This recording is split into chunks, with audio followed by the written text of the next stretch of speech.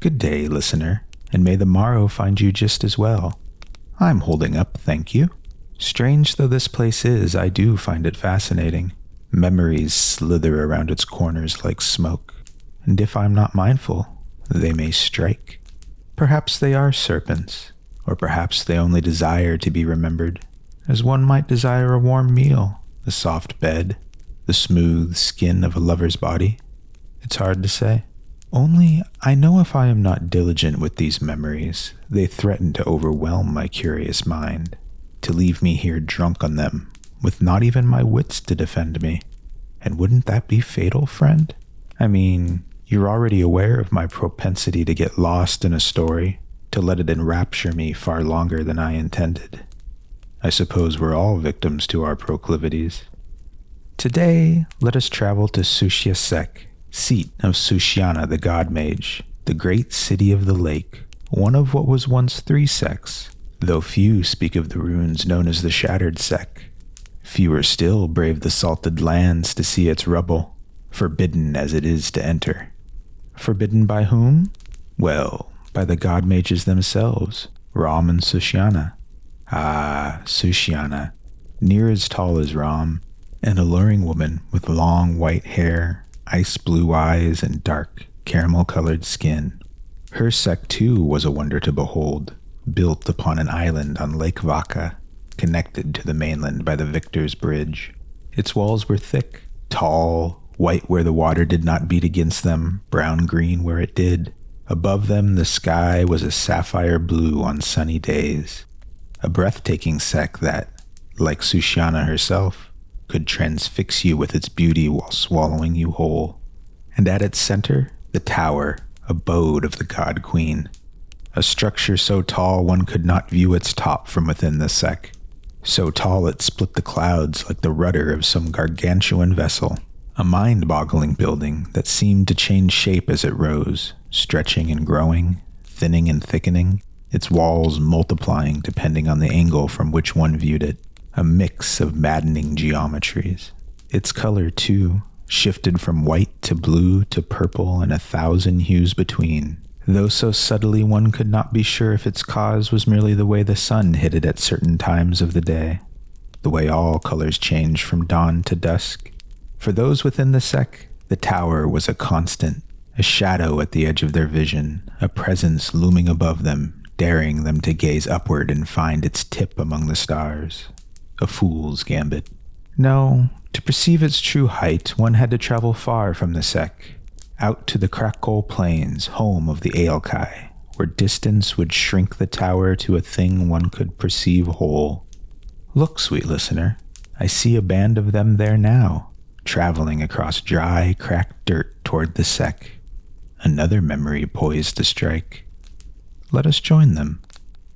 Moshe popped the plug from a long, orange-brown kikpu gourd, then tipped it back. Fire splashed down his dry throat, followed by the bitter taste of fermented kikpu mixed with horse milk. He grimaced, then handed the gourd to Tapari, who grabbed it with dusty hands and took a swig. The tight braids of her rose-brown hair fell against the bare, black skin of her back. His stare followed the curve of it down to the lip of her long skirt, grinning as he eyed the outline of her hips as they met her folded legs. It was all going perfectly. Judging by the size of the tower in the distance, they'd arrive at Sushya Sek by the end of the month. Then they would sell their bundles of uncut milk silk to the Gruk merchants for a fair profit and go their separate ways. Well, the rest would. He had other business. He patted his stomach and thought of the long metal tube hidden in the bundles of silks carried by his horse and grinned again. It contained a brood of rare, opal-white death-bite ants.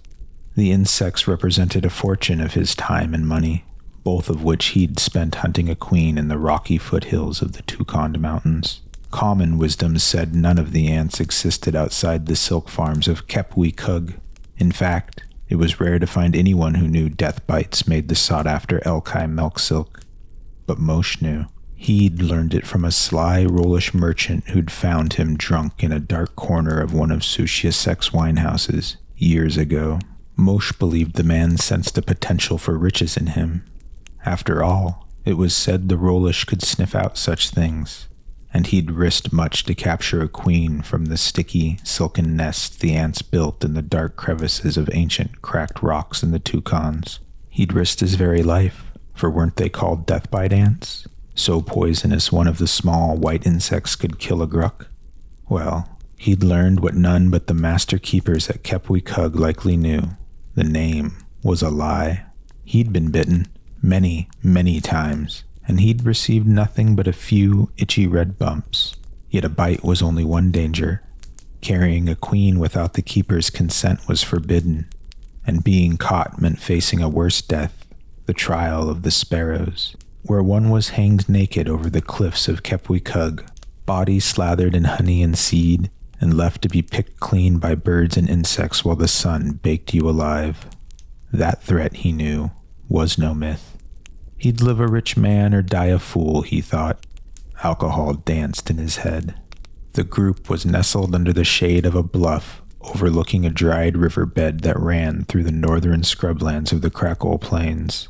Later in the season, the river might fill with water again, but now, in the heat of summer, it was an easy place to escape the midday sun.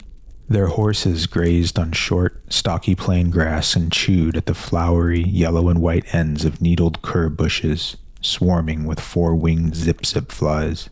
A cool breeze from the north cooled them as they rested. Moshe sighed contently, shifting the hilt of his curved Kachi sword as he leaned back. "What's gotten you so happy, Moshe?" said Tapari. "Just admiring the beauty of the plains," he said as he eyed her. She blushed, handing him back the gourd as she stood. "Ah, don't look too long, merchant son. The shadow of the tower lies long toward the east. It'll be time to be on our way soon." It was true. The shadow of the tower was creeping slowly toward their camp. When it crossed them, the worst of the heat would be past and they could travel again, following the crooked shadow of the tower toward the Sek. "Do you think it was wise to travel this way, Moshe?" said Tapari. "I heard back in Kepwikug that rebels had claimed this span of the Krakol." Moshe grunted. There were always rumors of some proud rebel Aelkai gathering outlaws to harass caravans. "What are these ones called, Tapari? Children of the eagle, the tearing beak, Usapwe reborn?" He took another drink. "The sleeping god's wrath," said Tapari. "It's said they attack any who trade with the Sek, and they're led by a girl, Abuana, who claims to be descended from one of the old bloodlines. I forget which, but she's braided her hair with a feather from an Erd eagle." "Nonsense," said Moshe. None had seen an Erd eagle for generations, and none would care if she wore a feather. Ram had forbidden the custom before his father's father was born, and the God King had driven the Erd eagles far into the heights of the Toucans, where even the bravest of the Aelkai warriors could not travel. "This Abuana wears some hawk feathers," said Moshe. "Like most of the young men do, nothing more." Tapari rolled her eyes, then shook her hips. Her braids danced. "Maybe it's me, Moshe, a warrior queen in disguise." Moshe rose, ran a hand behind her back, and drew her in. Her lips tasted of fermented kikpu and horse milk, but that taste was lost to the warmth that spread across his skin as she pressed her body against him. It was a short-lived sensation. Seconds into the kiss, Shepwa, the watcher, cried out. It was time to depart. Tapari pulled away. "Ah, what bad fortune," said Tapari, grinning mischievously. "Now we must leave, and soon I shall be sober. Where could this have gone? I guess it wasn't meant for you to know. Perhaps you should go to the ridge and burn prayers. If you're lucky, the breeze will carry them to Ed Kepwi." Moshe grumbled, then bent to knock dust from his pants. He looked to the shadow of the tower while adjusting his jerkin. By his judgment, they were starting a bit early in the day. Tapari jogged toward her team's horses, glancing back with a look that reassured him he'd find where it was going someday. The fire in his stomach flared anew as he turned toward his own team. Oh, listener, we'll return to these Aelkai soon, but first, let's imagine the path they'll take to the great city of the lake and what they'll find beyond its gates. The path out of the Krakol leads under the distant gaze of a walled fortress atop a grand plateau, A single, dusty path zigzags up the cliff's face to its gates. This is the ancient rut of the High Mage, Kayla Dorani Deafears. Within its time-worn walls are his legions and storehouses. From its ramparts, the aged Elukadi keenly watches as the Aelkai march from their scrubland wilderness to the fertile farmlands beyond. Next, our merchants pass into the heart of the southern lands of the Lusk, a golden sea of grain fields broken by scattered copses of leafy trees. Between these fields lay walled villas and small villages marking the crossings of dirt roads packed hard by feet and hooves. Rows of grapevines cover the high hills to the east, and always in the distance is the tower, looming so large that even those who have made the trip 100 times begin to think they must be close to their destination, though the Sek still lies many days ahead. Our Aelkai keep an eye on the horizon here, fearing the giant-scaled Bosk. Though none can say they've seen one, each fears their hungry, jagged teeth. For all have heard tales of farmers torn to pieces by such beasts, and how the monsters can run down horses, even at a gallop. After a few days' march, farms give way to green pasture land, dotted by herds of fat, horned lake yug and loud, long-haired goats tended to by Lusk men lounging in the midday shadow of the tower. Here one can begin to see the smooth surface of Lake Vaka on the horizon, and the lantern light of towns and cities clinging to its shores. Yet none of these can compare to the light of the tower, whose smooth walls reflect the sun so brightly that the Aelkai cannot look to it without shielding their eyes. From this distance, its strange architecture has become visible, a maddening sight of twisting shapes that turn the stomach if viewed for long. And at night, as our merchants and traders huddle around their fires, the tower's walls dance with the lights of distant towns, like a great column of torch dancers leaping toward the stars. Then, after a last long march, our Aelkai see the white stone of the Victor's Bridge crossing the waters of the Vaka to the walls of Sushya Sek. Surrounding the city, the calm waters of the Vaka are as glass, speckled with ships of various shapes and sizes. Among these are the wide-bottomed, square-sailed Gruk lakecraft, the speedy, slender trading vessels of the Roll, the blue-gray merchant ships of the Sek, the fishing boats of the local Lusk, and, rarely, the warships of Sushyana, some with long, hard-tipped rams, others carrying monstrous arbalests on their bows. Our Aelkai make a gentle descent into the sprawling city of Bridgetown, a haphazard collection of gambling dens, inns, houses of pleasure, beast pits, and wine houses. Bravely, they resist these distractions and become lost in the mixture of peoples crossing the Victor's Bridge toward the Sek. There are kinned men and women dressed in thin strips of woven cord who eye the crowd with narrow eyes, far from their cities of living wood. Local, city-dwelling Lusk dandies turn their nose up at these as if they've smelled the midden heap, wiping gloved hands on fine shirts, handles of thin-bladed creft swords bobbing on their hips while their curled golden hair blows in a breeze from the lake. Here too are Gruk, stood high above the crowd, lumbering slowly toward the city, green-black hair matted and thick, like seaweed. As are the Nahemish and the half-breeds, though here in Sushya Sek they number few indeed. As do the chattel. Only high mages and the richest in the Sek own more than a few. Rollish merchant wagons are rare here, though one still rattles as it crosses the bridge. Inside the city it is easier to find trading houses owned by the richer of their kind, as well as a dozen of their ships moored at the harbor, laden with goods. The dour Tukmen are absent from the crowd. Not often do their kind travel to the east, or so close to the Aelkai homelands. Instead, there are an abundance of peach-skinned Lusk with wide, conical straw hats, traveling from farmlands and villages both west and south of Sushya Sek, with wagonfuls of grain, barrels of wine and ale, stacks of yug hide, and bundles of goat wool to trade or pay as tithe at one of the giant warehouses within the city. Here too are the long-faced Agoro from the savannas of the Kapagoro. They eye the Aelkai cautiously, though not many could tell the two apart, so similar they are in look and dress. These and more enter the city by the Victor's Bridge, passing by rows of merchant tents hugging its sides. The smells of roasting brush hens and knifeback hares are carried by wisps of smoke from roasting spits. This mixes with the fragrance of sizzling fish cakes, boiling lake snails, and fresh chopped salie herbs flash-fried in oil for dipping. There are sweet makers too, twisting long, colorful strands of flavored sugars onto sticks, and fat, lusk merchants pouring spirals of wet dough into vats of boiling goat fat, where it puffs 5 times its size, turning golden brown before being fished up with long sticks and dipped into wine barrels filled with spiced honey.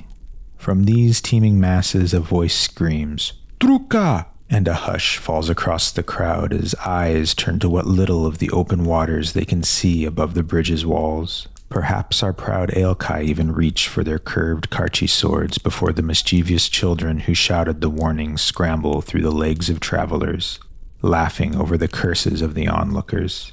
Visions of dark shadows upon the lake, gnashing teeth, and long, narrow fingers pulling victims to its depths fade from 100 minds. Aelkai children would not joke of death so, our travelers think, before passing through the city's gates and into the Sek. Past the gate's guardhouses, the city opens into a wide thoroughfare teeming with people. Tall, time-worn statues of ancient Lusk royalty rise above the crowds at intervals down its center. Here, Sevsky the Wise rides atop his steed Blackhoof as it rears towards the sky. There, Katarisha walks serenely forward holding the Book of Warrior Princes open in her hands. The deeds of these men and women, long dead, mean little to the Aelkai, though the scene reminds them of the ruined statues at Kepwikug, torn down at the order of Ramashalar long before their birth. And inside them all, a pang of something stirs. A hot coal glows but for a single breath. Then their eyes turn to the tall trees that shade the streets, to the multi-storied stone buildings that line it, a mix of trade houses, guild houses, taverns, and merchants. And ahead, in the distance, the base of the tower stretches so far across the horizon that it blocks out the sky. Soon the sun will pass behind it, and this part of the city will fall into shadow.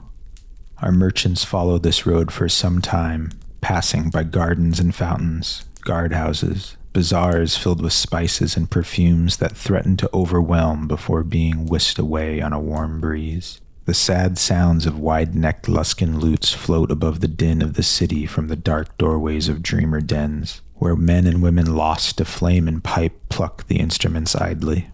Eventually, our Aelkai come to a split in the path. Here, one can descend the canals district or ascend upward toward the libraries and colleges. For in Sushya Sek, none are barred from any district in the city. True, a guard might eject a beggar from the steps of a manor, but any can pass by the halls of learning or the libraries. To enter such places, though, one must have permission from the heads of the colleges, high mages, or Sushyana herself. The houses of inspection exist there as well, as do its small armies of goods inspectors, tax collectors, and guards, all of whom ensure trade to and from the city continues unabated, and that the Sek is always paid its tariffs. The Thief Catchers Guild is there as well, to sell their services to the guards in delicate matters, where a quick mind or discretion is required to resolve nastier disputes. These districts, with their clean, wide pathways, green lawns, and sapphire fountains, are a stark contrast to where our Aelkai have traveled. The path downward leads to the lower city, a twisting maze of streets, walkways, bridges, and tunnels that crisscross the city's canals. Here is a tangle of narrow alleys, stairways, and footpaths traversing multi-storied residences, wine and tea rooms, brothels, eateries, hostels, inns, dreamer dens of ill repute, and, a fixture of the city, houses of fortunes where one might have their future read in cards or sticks or crystals or bones. These are closely watched for the method by which such tellings are made. Blood must always be a component, no matter the medium, no matter if it is from the fortune teller's own hand or the client's. For in Sushya Sek, though one might rarely see the chattel bled, blood magic is still the only magic practiced openly. As our Aelkai traverse the lower city, blocked often by pathways too narrow for their horses. Small boats of men and women slip silently past, off to where the water will take them. Barefoot children and old men lounge near the darker spots of the canal with fishing rods and crab pots. Occasionally one brings up a sorry-looking fish as brown as the water. Here the smells of perfume and spices mix with that of fetid water, sweat and sewage. These thicken and thin as the merchants pass through tunnels and covered walkways, as they move closer to and further from the canal, as the sky slips in and out of view, dominated, always, by the tower. Often they struggle to tell the time as the canals are lost to shadow and torches are lit, adding a thick smoke to the haze of the place. And all the while, laughter, song, and music burst from winehouses and inns above and below, as do cries of anger and the scuffle sounds of brawling.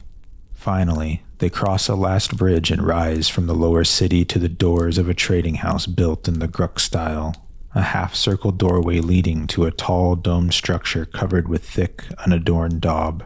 Round windows set deep into the building flicker with warm light. Ah, Sushya Sek, a city as beautiful as its namesake, though beneath it all lies a maddening sprawl of canals, back alleys, shops, homes, and people. A city where, it is said, many disappear, vanish, fallen into a canal, arrested by the catchers, or worse. A place where one might find an associate is left without a trace, or discover a loved one gone one lonely morning. Where one wonders at the empty room of the man who checked into their inn the night before, or where the child who once fished every morning on a nearby bridge has gone. For there is an other in the city, a thing whispered about in the backs of dens as the sweet smoke carries away the dreamer, in dim taverns as men and women totter on the edge of consciousness, over the smoky hearth fires of the city folk as dusk approaches. Some who have glimpsed this other call it the stranger, others the gray man, though whether it is even a man isn't something agreed upon, for none ever quite recalled its face. It appears in those moments of absent-mindedness, a shadow at the edge of your vision as you slip through a doorway. A figure stood still in a crowd as the traffic of the city moves past it, an unfamiliar person set across from you in those moments where your consciousness crosses from sobriety to drunkenness, when the dreamer drifts to that higher place, or as your eyelids flutter into the realm of sleep. The stranger is there, but for a breath, then you blink and he is gone. In his place roosts an unsettling terror, and then a loneliness you cannot explain. Tales of the gray man are told in the backs of winehouses to a trusted friend, upon a warm bed to a lover, or to fortune-tellers as those who have experienced him search for meaning. Some complain to the guards, but such tales are not taken seriously by the soldiery, in their blue cloaks and gray mail. No, these spend their time patrolling before the tower, long rows of spears a contrast of symmetry against the mad geometry of the tower. They fly a banner like that of Sek, but against a blue background. And what lies within the tower? Few but Sushyana and Ram know. At the base of it is a throne where Sushyana sees the few she calls upon, but beyond that, rarely do any other than the God Queen proceed. Even the few chattel she keeps are rarely seen to enter that place. One does wonder how she traverses its heights, or if she does it all.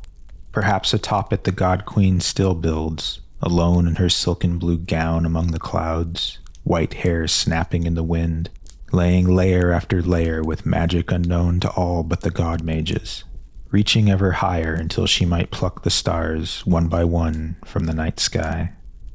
When next we speak, friend, maybe I shall tell you a tale that will illuminate but a bare fraction of what the tower holds.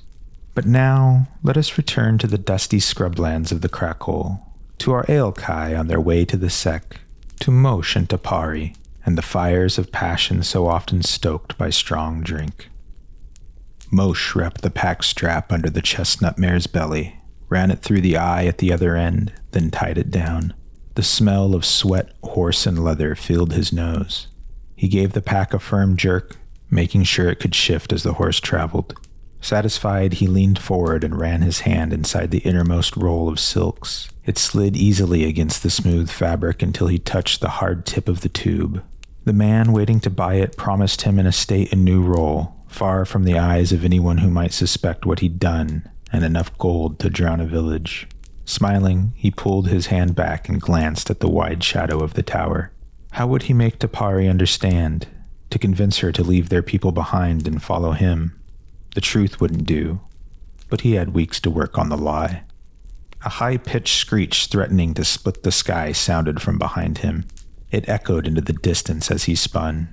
Atop the bluff overlooking the riverbed sat a line of riders. Each wore thick leather over their breasts and held lances balanced in the crooks of their arms. At their center, hair pulled back into a braid, was a tall, thin woman with a young, narrow face and skin as dark as wet earth.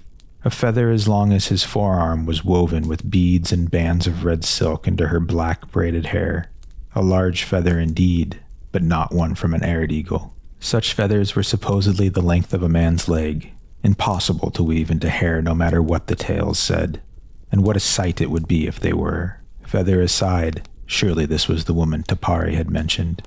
Abuana, was it? He reached for the hilt of his karchi as a warning cry rose from the teams of merchants around him. With his free hand, Moshe wiped sweat from his brow, then squinted up at the group, the kickpoo still burned in his gut. "Sweet wind find you," he shouted before bowing. "Do you come for trade, drink, food? We offer all three." As he spoke, he saw the tips of javelins peeking from behind the backs of the riders. They were well armed, but his teams did not ride without protection. If those on the bluff were the entire party, they would have a chance. "You trade with this Sek," shouted a squat, broad-chested rider that sat his horse next to Abuana. "We trade with the Grok near the Sek, but not with the Sek itself," Moshe shouted back. He doubted it mattered. They were looking for an excuse to pick them clean. "You trade under the Tower of Tyrants who piss on your history, El Kai," shouted the man. "Where is your pride?" Moshe strode toward his own horse, not taking his eyes off the riders on the hill. "We can offer you silks," shouted one of the other merchants. It sounded like Ute. What a fool, Moshe thought. If these were the raiders Tapari spoke of, the sleeping god's wrath or whatever dustbrain name they'd come up with, then they had little chance of buying them off. In Moshe's experience, those with a cause found little reason to negotiate. "Perhaps we can come to some understanding. I have little love for the Sek myself, or the God-Mages," said Moshe as he grabbed the reins of his horse. At that, Abuana snorted with laughter. "You rich cowards suckle from the tits of the foreigners. A dozen thwips sounded from behind Moshe as the archers of his team revealed hidden bows. He'd stalled long enough. As the arrows sailed above him, he swung onto the back of his horse and pulled his karchi from its sheath. Atop the hill, he saw two of the raiders drop while the horse of a third bellowed, white teeth bared behind snarling lips as arrows blossomed from its neck. It stumbled forward in its fear and spilled itself and its rider down the bluff in a stream of dust and rock. At this, Abuana cried out, the same high-pitched howl he'd heard before, and the remaining riders split to either side as a new volley of arrows sailed toward them. Moshe turned his horse towards the others at the center of the camp and kicked it forward.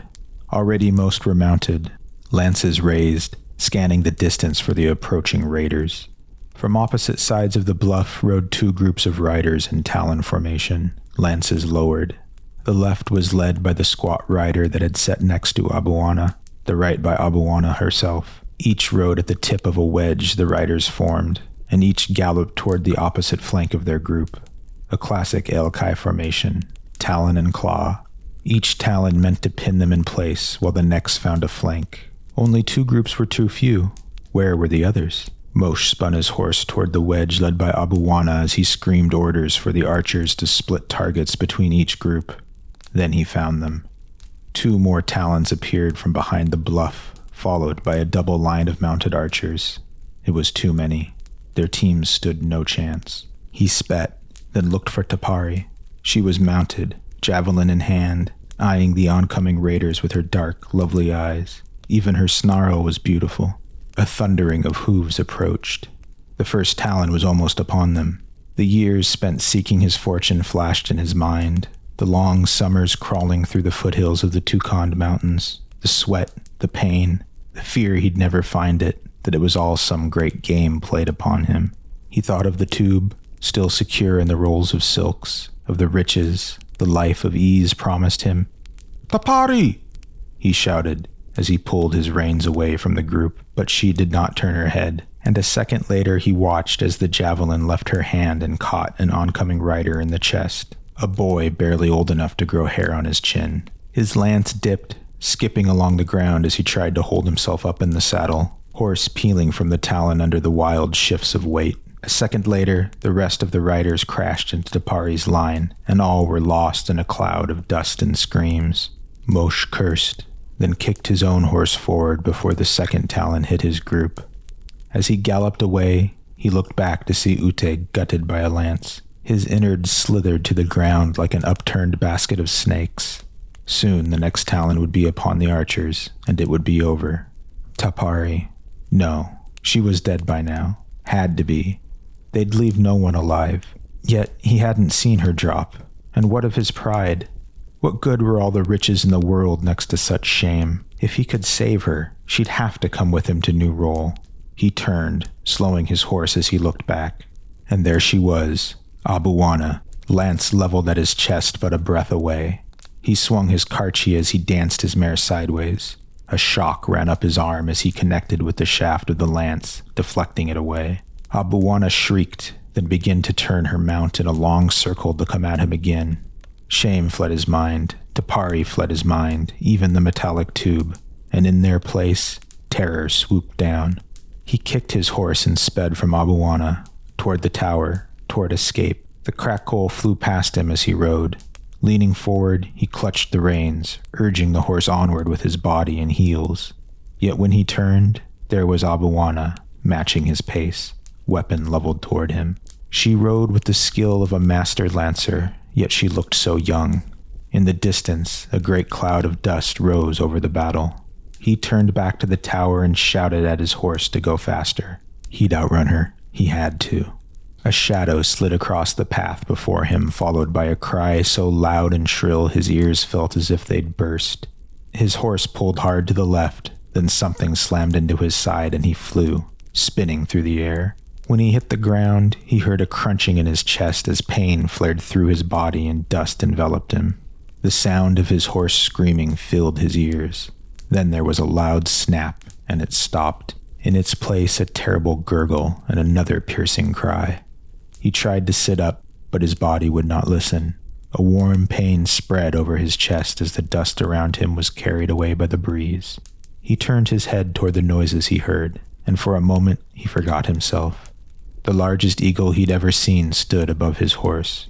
Red-brown wings spread across the horizon, clutching shredded flesh and hide in bloody talons. An aired eagle, it had to be. Its massive head twitched, peering at its prey with one eye, then the other, as if unsure whether the mare was dead. It was beautiful, royal, proud. Feathers as long as a man's leg, thought Moshe. Was it real? Was he dead already? "See, dog of this Sek, our people's pride has not died so easy," said Abuana. Moshe looked up to see the young warrior woman's silhouette against the sun. "They'll burn it," said Moshe. "They'll burn you all." But the words were not but a whisper carried away on the wind. Abuana spat as she thrust her lance into his chest. He gasped, but the pain was no more or less than he already felt. As his head fell back and his vision dimmed, he watched as the shadow of the tower slowly crept toward him across the dusty, cracked land.